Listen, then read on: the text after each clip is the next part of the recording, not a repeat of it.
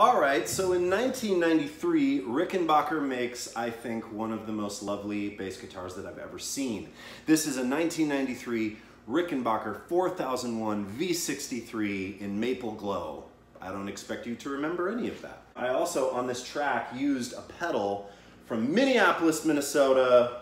Oh, I love you, Minneapolis. A Zvex bass distortion. They make lovely, lovely pedals. If you don't know who they are, you should check them out. They don't pay me to say that. They don't even give me anything for free. This is just a fantastic pedal. It sounds kind of like a broken up power section of a tube amp. And it's not super over the top. In fact, you can really mellow it out. Or really dig into it.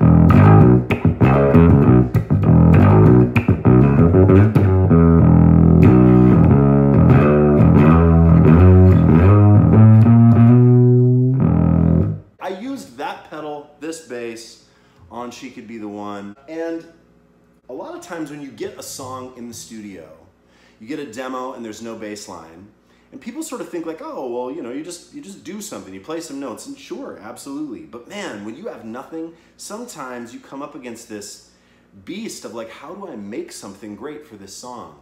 And so I happen to think that this song sounded like Elvis Costello. I happen to know that Eric is a huge fan of Elvis Costello, and he made me a big Spotify playlist of all these Costello tunes years ago, and I really was taken by the bass playing of Bruce Thomas, who was in I think the original bass player in The Attractions. Man, so cool. Like, I wish I would have gotten into him earlier. So I had that in my mind. And let me just say this, like, when you're in the studio, especially when you're in the studio and you're trying to create, the more information you have, the better. Like, if you know what the artist likes. I mean, you know, some guys are like, man, you know, I come into the studio and I do my thing, you know, I'm an artist and I do my thing. I mean, I feel like that's good to have a little bit of that, but I want to know what you like, you know? I want to know, like, what are you feeling for this? And then I get real, true joy out of figuring out the bass line and the sound and the vibe and the aesthetic that is going to make the artist really happy. So for Eric, I mean, I know he loves Bootsy, you know, and he loves James Jamerson, and he loves Stevie Wonder, you know, and he loves Elvis Costello. And so I'm trying to think like, yeah, for this tune, what is a cool meld of this like Motown meets almost punk rock thing that he's going for with this tune? And so for me, it was like Rickenbacker bass, even though, you know, Bruce Thomas from Costello doesn't play or didn't play a Rickenbacker. A little bit of drive, I want to get that grindy thing. And then I want to use space in my bass line, not get in the way of the vocal, that's huge. And I also want to maybe play some notes that are a little outside, like this tune is in the key of E. Right? And there's no D natural in the key of E, that flat 7, but I decided to force in a D and make that D part of the tune. So I'm playing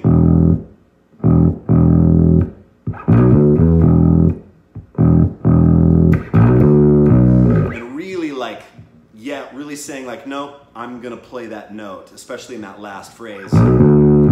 As opposed to something more like pentatonic might be like, which would sound more Motown.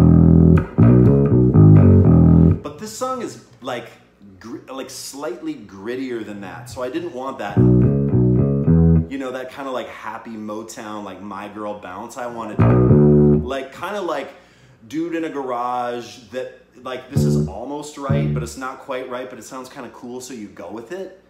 That's kind of how I wanted it to sound.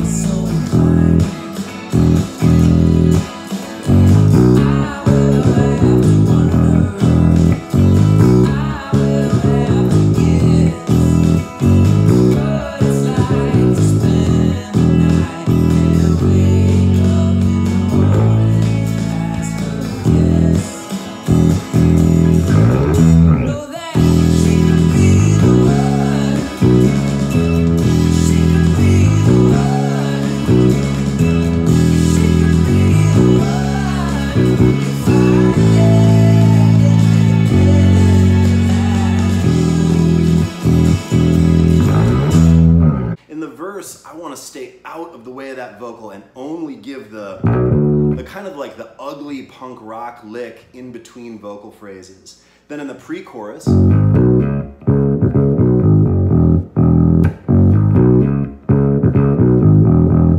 it felt like it needed to move more, it felt like it needed to bounce. And then in the chorus, she could be the one.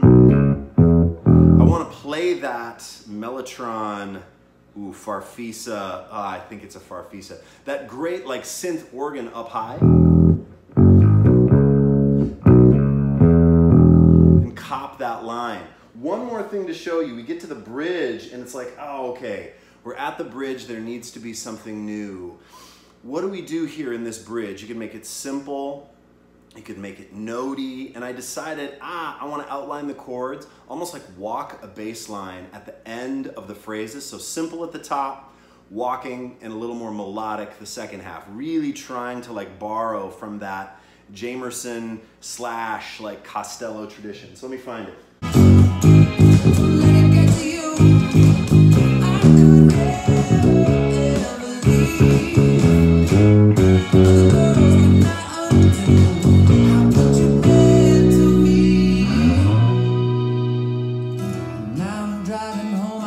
Right, so you're playing the root notes, and then the triad.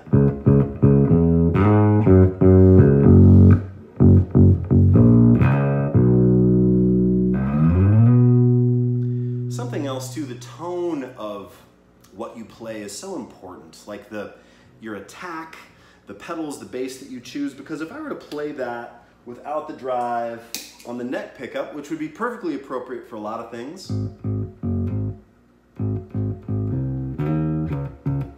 it's fine, but it's almost like tone deaf to the vibe, to the aesthetic, right?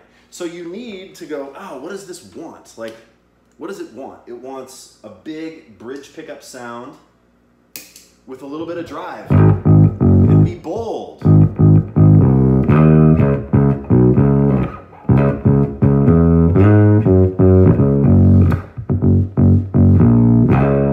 Right? And that is how I played the bass on She Could Be the One.